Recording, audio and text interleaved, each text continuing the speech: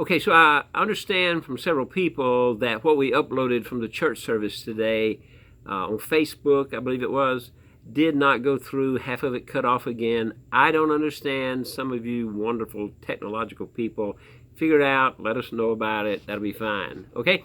But I'm going to do a quick synopsis of today's thoughts, and the scripture is Luke 10, verses 38 through 42. I encourage you to read the entire passage. So just a few verses, about 4 verses, maybe 5. Okay, so do the math, okay? But anyway, okay, I want to pick up 5 parts of that. One is, it says, when Jesus visited the home of Mary and Martha, several things. One, Martha opened her home to him, it says in verse 38. Okay? That indicates that we must allow Christ in. We must open our lives to him, our spiritual homes. He doesn't barge in. We have a picture in our church, a stained glass window of him standing at the door knocking. The scripture tells us if we open the door, he will come in and commune with us, but he doesn't break the door down. It's invitation only.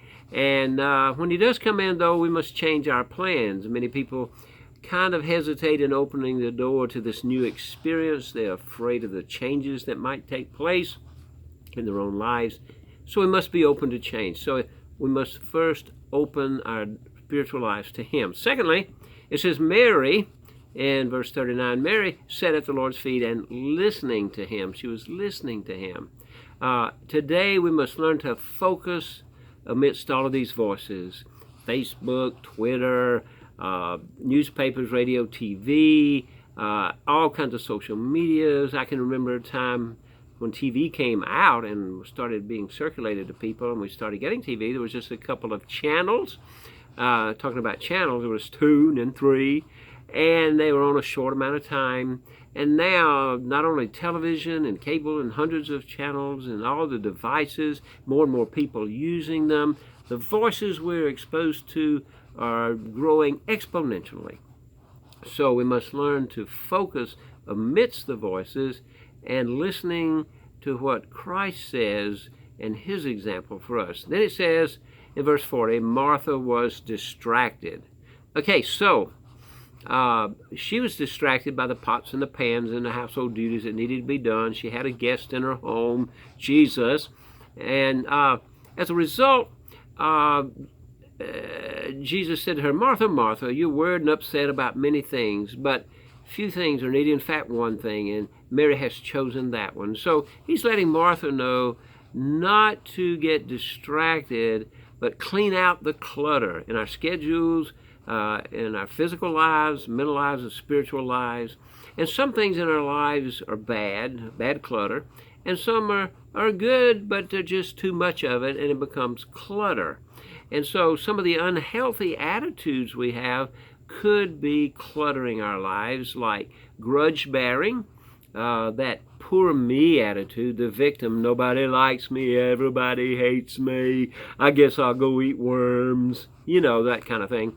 That smug, conceited, superior, arrogant attitude we get, or the judgmental, or the bigoted, racist, prejudicial. All these attitudes, are many of them just floating around today in the world. So we must clear out that clutter.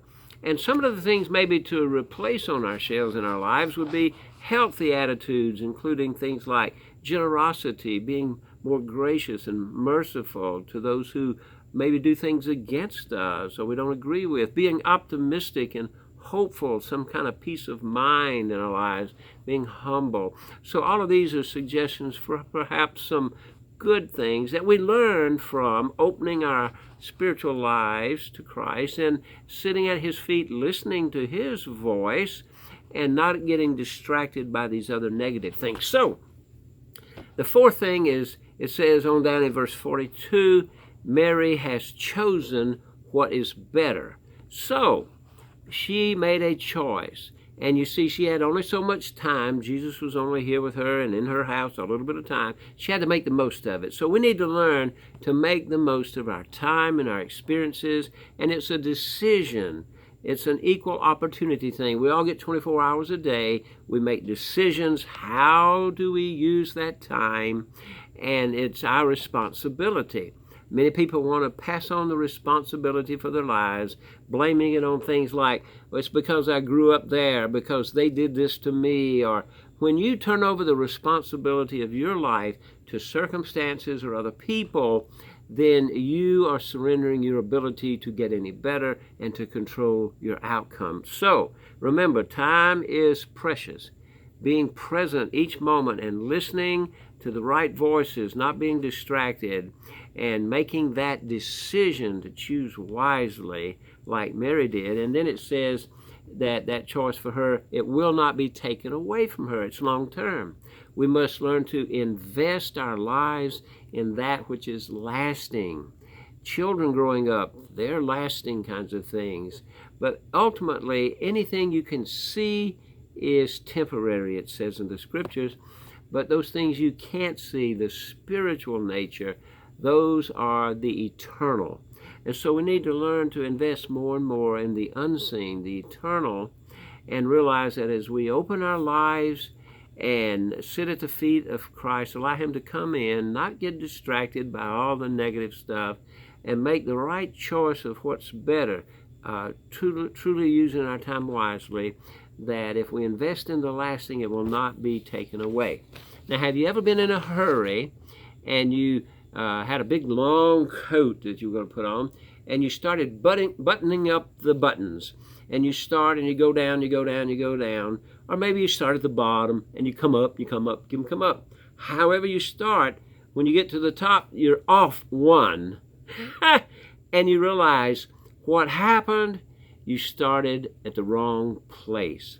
So if you start at the right button and the right buttonhole, and then you work your way up, or if you start up here and you work your way down, it all comes out right.